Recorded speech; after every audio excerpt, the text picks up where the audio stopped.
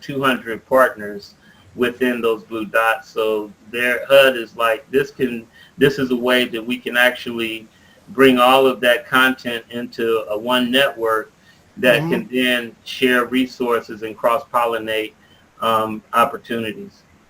Wow, this is just amazing. You think about all these dots. Each dot represents probably 100 to 200 connections by any entities.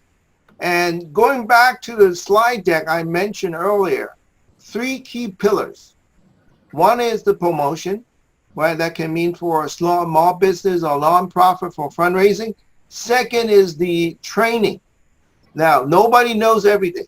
And this is why the collaborator or digital collaborator your job is to bring everybody together so that we can share content and knowledge.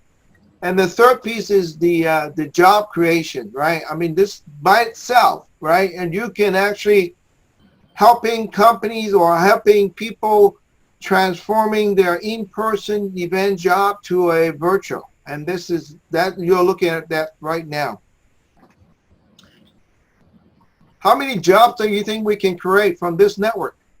It's going to be a lot. Not only are we going to create a lot of jobs, but we're going to give an opportunity for a lot of people who didn't even think about getting a job, the opportunity to get into the economy. Yeah. Because we are looking at a digital economy. It's funny, we have an airport that's being built that's due to be finished at 2023.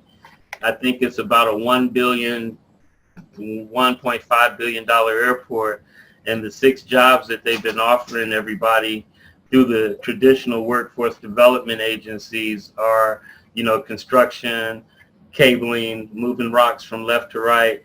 And we are like, we know that this is going to be a state-of-the-art airport that's built for the next 50, 100 years.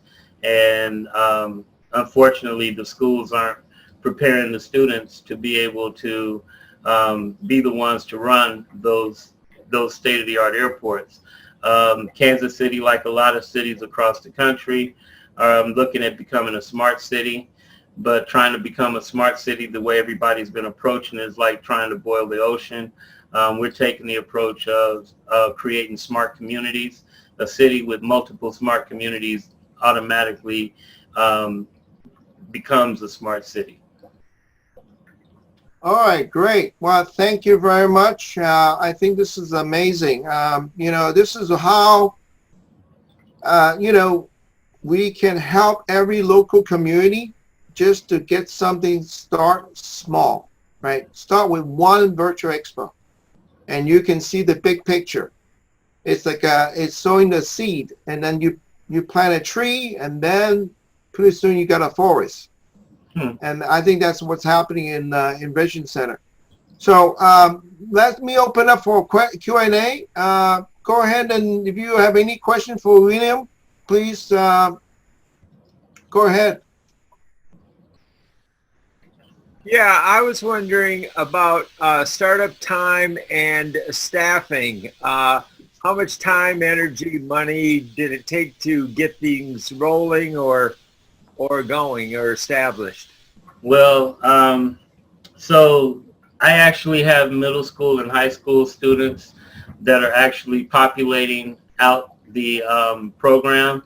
So for us, our investment of money, most of it is actually into resources that we use in our everyday programming. And as we're training the students and having them go through the digital literacy process, then we're able to turn around and they're able to jump in and pick a booth and start populating content. So So, your education process is your manpower at the same time? well, not at the same time. There's a curve to get them there, but but that's the whole goal, is to get them with industry certifications before they get to their high school diploma, and to get them on the job. So when they go to apply for college or go to apply for a job, they can say, this is what we've already been doing in the digital space, and they've got a live working, they can actually show, go to this website and we've done work and this is the work we've done. So you're kind of working with capital instead of venture capital. Pardon me? You're working with human capital instead of venture capital. Absolutely. Absolutely. Brilliant. I have a question, Matt. Being older, I noticed that the size of the font on Williams' websites was very small. Is that something that's a normal?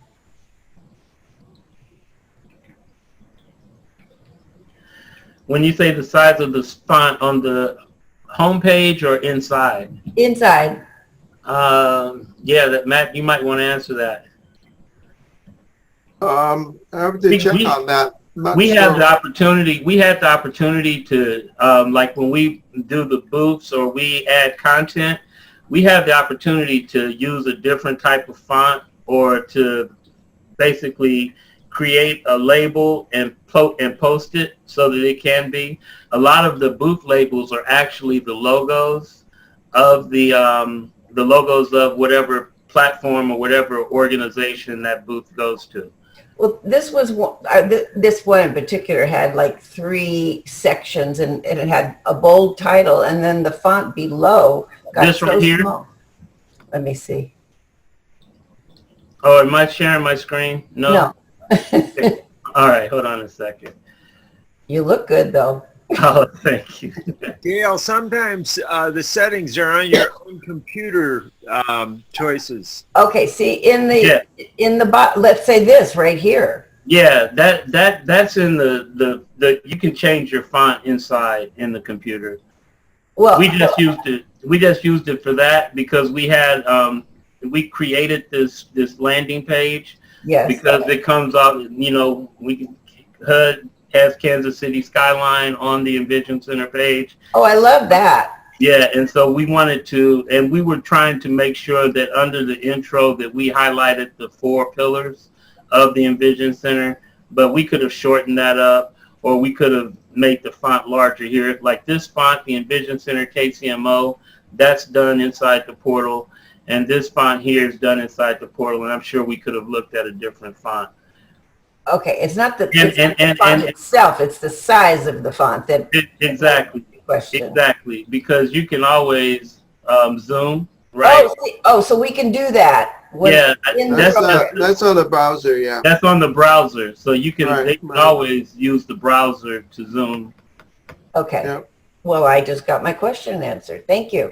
Yes, ma'am. And this video here is our virtual community action planning, which is the core of how we are going about creating digital economies in neighborhoods that don't have an economy, both urban and rural. And so, yeah, it's a really powerful tool, very affordable, and you know, we keep this private because we have a dedicated mission. The Apollo Virtual that when Matt showed you the exchange, we probably will make that part when we activate that in the 3rd or 4th quarter. We'll probably make that part active public and connect it with the Expo Exchange with the others. But this, we wanted a closed environment because we are working with students, and we wanted to make sure that the Envision Centers were utilizing and serving those urban and rural families that are receiving HUD funding or living in HUD housing. I see. Well, yeah, but I think the key is that the key takeaway from this is that the same framework can apply to any vertical industry, any local community. Yes. I think William has done, and his team has done an amazing job to make this thing a reality, right? I mean, I showed you only the slide deck and the framework on the back end. Now this is the true, this is the thing that you can do. And I'm just trying to share. This is a perfect example for that. William, Yeah. this is Barry. I have a few questions for you, if I might. And my first question is, how do you generate